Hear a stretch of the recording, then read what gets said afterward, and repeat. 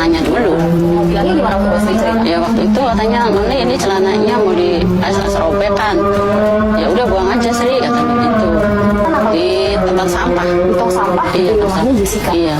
Dia anak saya kan sering cerita, apa namanya, kan suka cerita ke saya gitu. Nyuci, mau jemur katanya sih, terus udah robek gitu. Jadi nanya takut dirobekin sama si Sri, nggak taunya udah robek dari tadinya. Ada aneh-aneh di celananya Jessica? Nggak ada. Biasa? Nggak ada sih, katanya cuma robek di belakang gitu. Iya, di pinggir kantong apa lah, kalau robek gitu.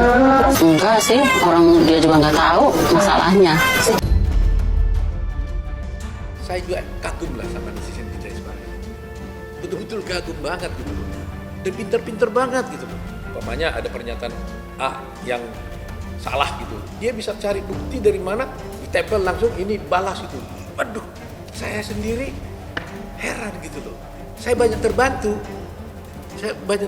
dari para netizen ini yang pintar-pintar. Saya kan tidak semua datanya ada. Mereka punya loh dari mana-mana.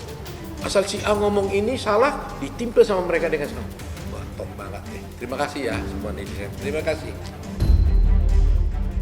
Ini saya luruskan nih.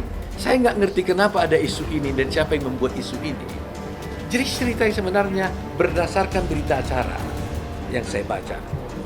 Ya, namanya Nur Hayati atau apa lupa saya.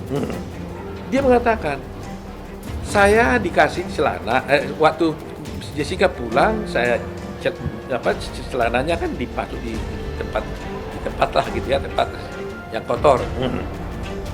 Lantas dia mau cuci, dia tanya sama Jessica, ini celananya robek. Begitu, kalau robek ya buang aja. Oke? Oleh si pembantu, disimpanlah itu di ember 3 hari 3 malam di sana. Ya kan?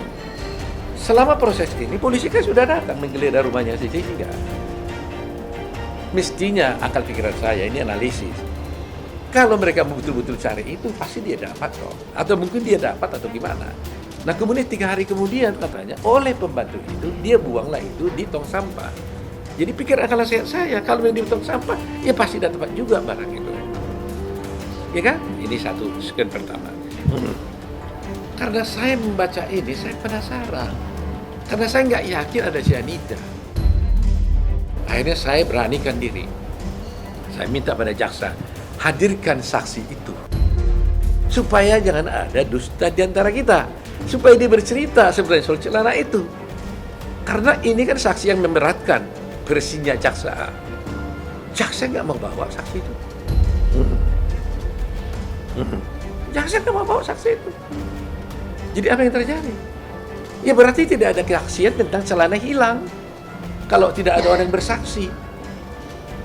Jadi itu cerita itu tidak ada. Saya nyatakan di sini resmi, cerita celana hilang tidak ada karena tidak ada saksi yang bercerita itu di pengadilan.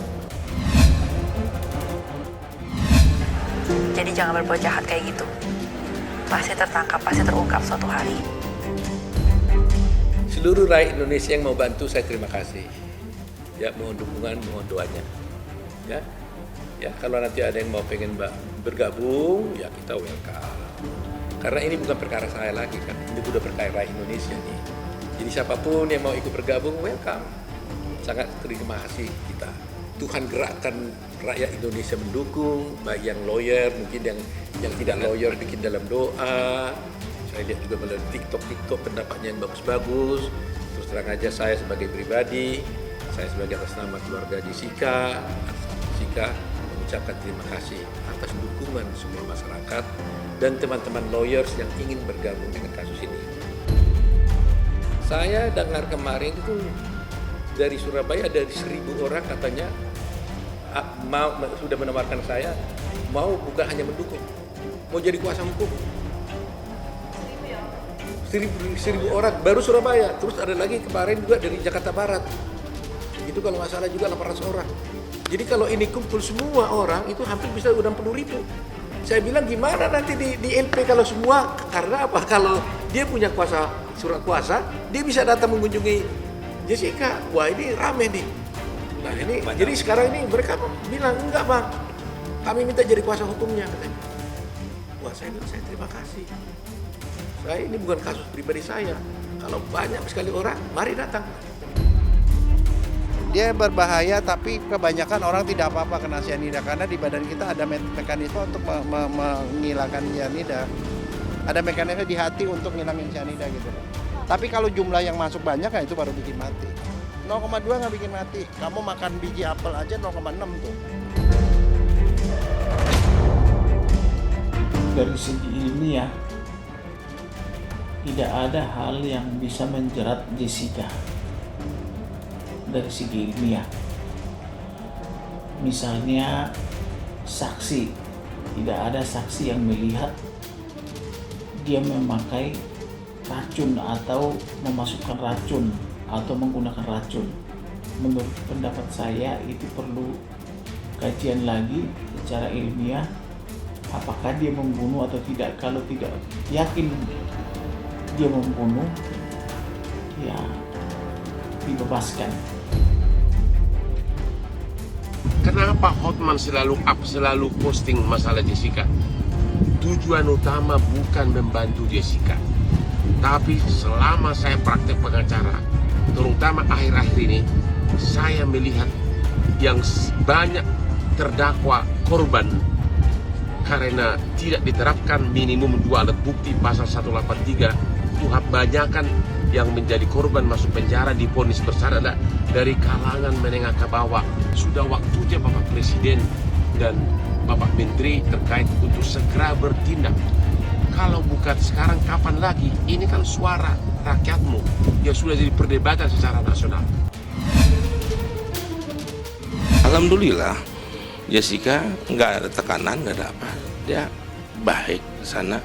Jessica hari-hari ya sebagai warga binaan ya sesuai SOP lah. Aturan-aturan itu dijalankan karena ada ada yang seperti ada struktur di sana ya, atau ada juga ya guru ya. Nah dia bisa belajar merajut atau menganyam. Dia bisa bikin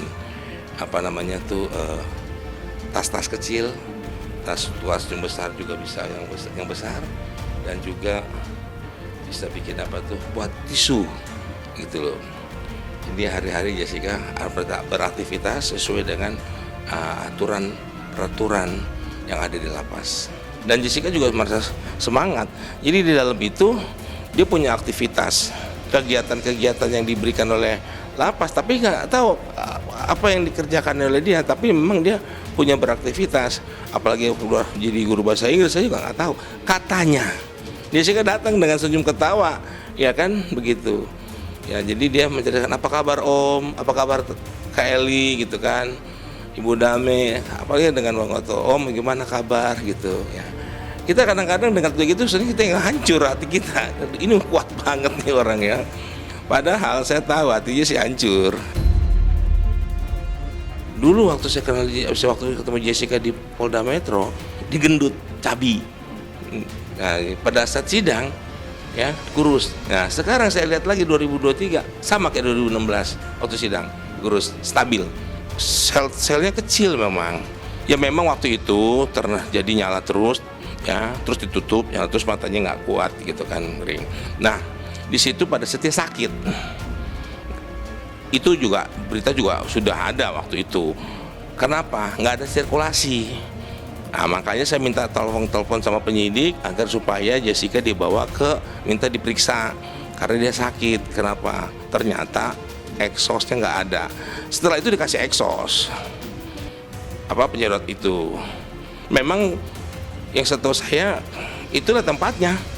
Saya melihat di situ. Tapi kalau saya kunjung, dia dikeluarin, ada ruangan untuk duduk yang ada foto saya berdua tuh pakai batik tuh yang sekarang lagi viral itu ada ruangan ruang tunggu yang untuk ini, bukan di tempat itu. Selesai saya pulang, dia masuk lagi ke dalam. Lo bayangin coba 120 hari di situ, ya kan? Kalau kita datang dari luar kan, muter sana muter sini. Memang statusnya tersangka, memang harus ditahan, ya kan? Ya itulah yang dilakukan, itulah perjalanannya Jessica. Karena dia tersangka, dia masuk di diamankan di rutan Polda gitu loh. Oh, temannya baik-baik, semua teman baik-baik. Ya kan kemarin udah kenalin juga temannya di teman satu kamarnya ya kan. Begitu loh. Ada kapasitas berapa kamar saya nggak tahu ya. Tapi yang jelas dia lebih lebih enak kelas kalau saya dengar dari Jessica, ya kan.